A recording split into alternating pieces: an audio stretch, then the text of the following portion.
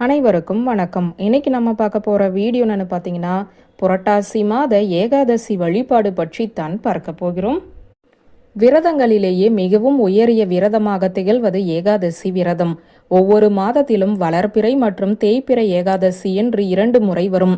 ஒவ்வொரு மாதத்திலும் வரக்கூடிய 2 திதிகளும் நாம் பெருமாளை நினைத்து விரதம் இருப்பது, வழிபாடு செய்வது போன்று செயல்களில் ஈடுபடுவதன் மூலம் நம் வாழ்வில் நாம் எதிர்பார்க்காத பலவிதமான நன்மைகள் உண்டாகும் என சொல்லப்படுகிறது. அந்த வகையில் பெருமாளுக்கு உரிய திதியான ஏகாதசி திதி என்று பெருமாளுக்குரிய மாதமான புரட்டாசி மாதம் பெருமாளுக்குரிய கிழமையான புதன்கிழமை என்று பிறக்கிறது. இது மிகப்பெரிய அற்புதமான நாளாக சொல்லப்படுகிறது. இந்த நாளில் நாம் செய்ய வேண்டிய எளிமையான வழிபாட்டு முறையை தான் இப்போது பார்க்க போகிறோம். செல்வ செழிப்பிற்கு அதிபதியாகவும் நம் வாழுகிற வாழ்க்கையில் நமக்கு தேவையான அனைத்து விஷயங்களையும் தரக்கூடிய தெய்வமாகவும் திகழக்கூடியவர் பெருமாள் என்று நம் அனைவருக்குமே தெரியும். அப்படிப்பட்ட பெருமாளை வழிபாடு செய்வதற்கு சனிக்கிழமை எந்த அளவிற்கு உகந்ததோ அதே போலத்தான் புதன்கிழமையும் உகந்த நாளாக திகழ்கிறது. மேலும் பெருமாளுக்கு உகந்த திதியாக ஏகாதசி திதியும் இருக்கிறது. அதே போல பெருமாளுக்கு உகந்த மாதமாக எப்படி மார்கழி மாதம் இருக்கிறதோ அதே போலத்தான் புரட்டாசி மாதமும் இருக்கிறது. இந்த முறை புரட்டாசி மாதம் புதன்கிழமையோடு சேர்ந்து வரக்கூடிய ஏகாதசி திதியில் பிறக்கிறது. இந்த நாளில் செய்ய வேண்டிய பெருமாள் வழிபாட்டை தான் நாம் இப்போது பார்க்க போகிறோம். நாளை பிரம்ம முகூர்த்த நேரத்திலேயே எழுந்து சுத்தபத்தமாக குளித்து முடித்து கொள்ள வேண்டும். வீட்டு பூஜை அறையில் பெருமாளின் படத்திற்கு முன்பாக 5 அகல் விளக்குகளை வைத்து அதில் நெய்யூற்றி தீபம் ஏற்ற வேண்டும்.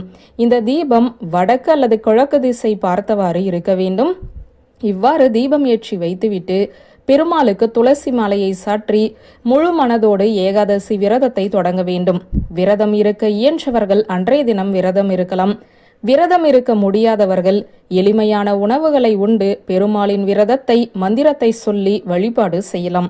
பெருமாளுக்கு உரிய வழிபாட்டை பிரம்ம முகூர்த்த நேரத்தில் அல்லது காலை 6 to 7 மணிக்குள் அல்லது 9:15 மணியிலிருந்து 10:15 மணிக்குள் அல்லது 10:45 11:45 மாலை 5:30 மணியிலிருந்து 7:30 மணிக்குள் இந்த நேரங்களில் ஏதாவது ஒரு நேரத்தை தேர்வு செய்து வழிபாட்டை செய்யலாம்.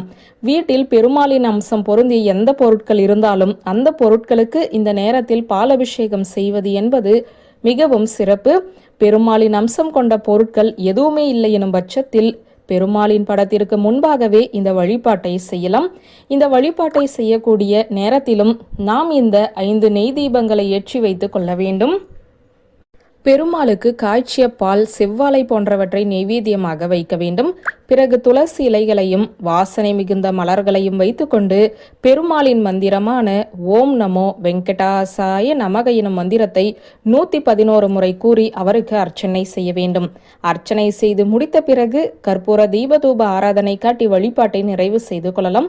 இந்த முறையில் நாம் வழிபாடு செய்யும் போது பெருமாள் மட்டுமல்லாமல் பெருமாளின் துணைவியான மகாலட்சுமியும் நம்முடைய வீடு தேடி வந்து நமக்கு அருளாசி புரிவார்கள். சகல செல்வங்களையும் வாரி வழங்கக்கூடிய பெருமாளை நம்முடைய வீடு தேடி வரவழைப்பதற்கு செய்யக்கூடிய மிகவும் எளிமையான ஒரு வழிபாட்டை முழு மனதோடு செய்து முழு பலனையும் பெறுவோம் என்ற தகவலை சொல்லி இந்த வீடியோவை நிறைவு செய்கிறேன். நன்றி, வணக்கம்.